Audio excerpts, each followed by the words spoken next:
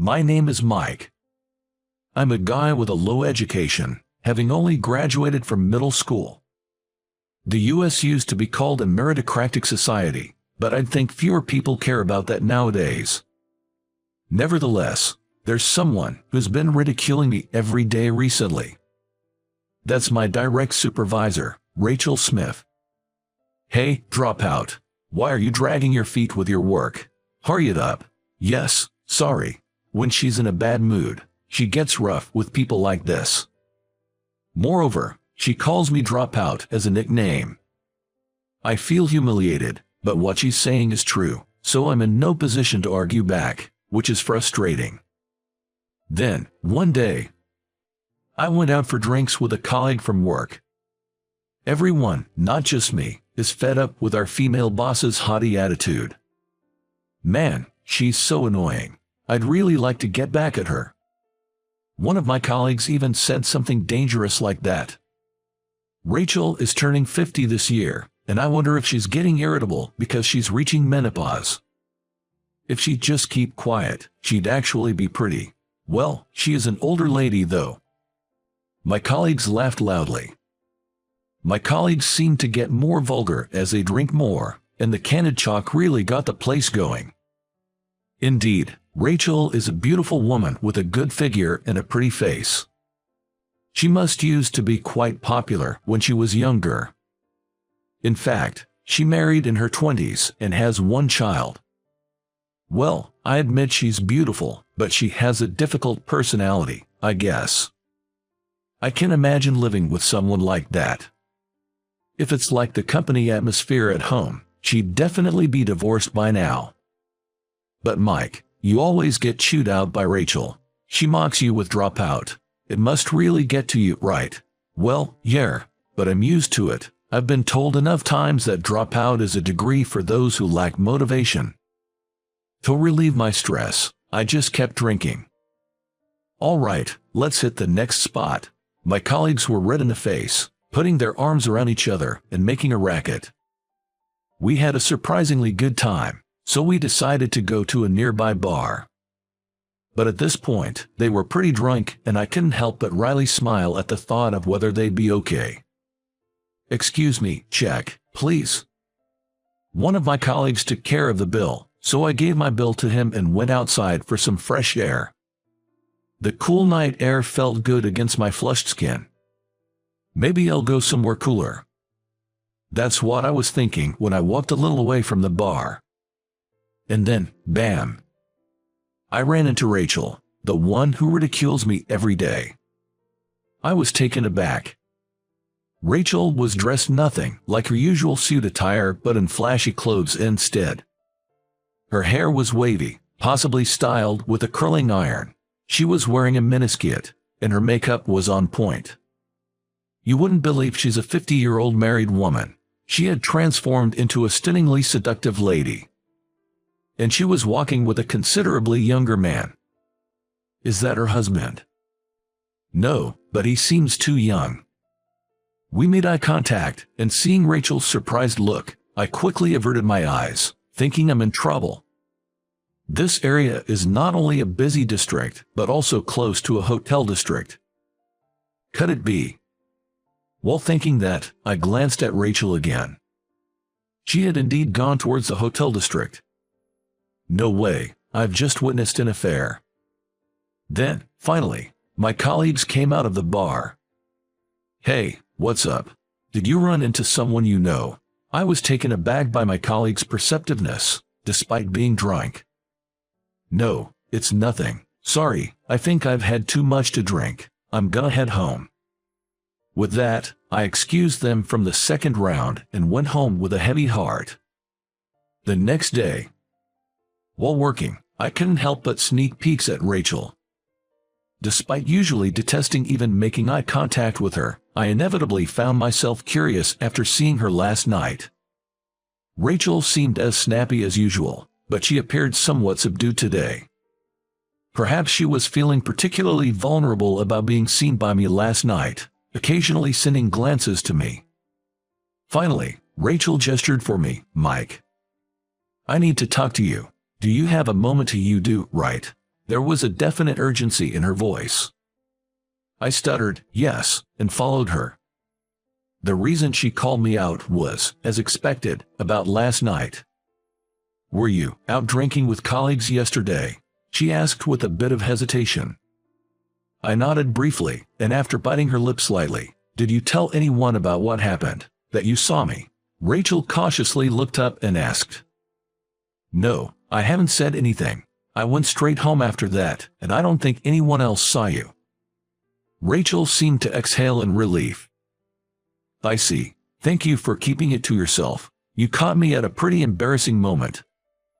I carefully said, making sure not to be overheard. Well, it may be presumptuous of me as a single guy to say this, but I think cheating isn't right. Rachel, perhaps louder than intended in the hallway, exclaimed, What? I clarified, nervously, I mean, when I saw you with that man last night, I thought that's what was happening. What are you talking about? I was walking alone at that time. Really? I searched my hazy memory of the previous night. Wait. Now that I thought about it, the young man next to Rachel. It seemed like they were just walking in the same direction, not interacting closely. I finally realized my misunderstanding. Seriously, I was nearly the cause of spreading a nasty rumor. I'm so sorry. Well, it's okay, but me, having an affair, honestly, with how I'm feeling lately, it's scary to think I might actually do something reckless. Rachel gave a bitter smile, as if she was almost disgusted with herself for even having such a train of thought. Did something happen, I mean, with your husband? I asked, even though I thought it was somewhat impolite. Oh, you want to know? This story might take a while, she replied with a teasing smile. Today, there was something different about Rachel. She didn't carry her usual boss-like aura. Instead, she felt more like an older sister, oddly approachable. Maybe it's because I kept her secret yesterday that I've gained her trust, could that be it? I'm not sure why, but today she asked me to grab some drinks, just the two of us. It turned out to be an evening where she shared her current harsh reality. I learned she is a former race queen and has some experience as a model. It made sense given her looks. She married a successful businessman. A fitting match for an ex-model. They were happy and blessed with kids. But then, abruptly, their happiness was threatened. Her husband had a brain hemorrhage and collapsed. He survived without life-threatening injuries but was left paralyzed on his right side, leading to a wheelchair-bound life. From that point, the Smith family's life has changed drastically.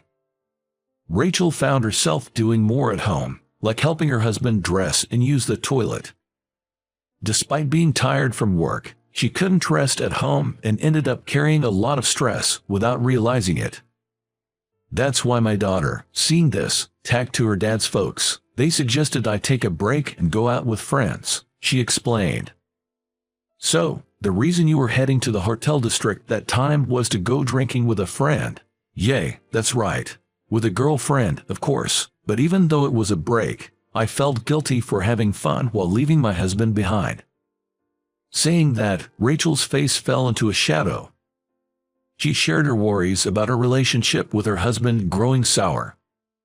It seems his pride was hurt, having lived in front of the family as a main provider, and now being treated like an infant every day was making him short-tempered over little things.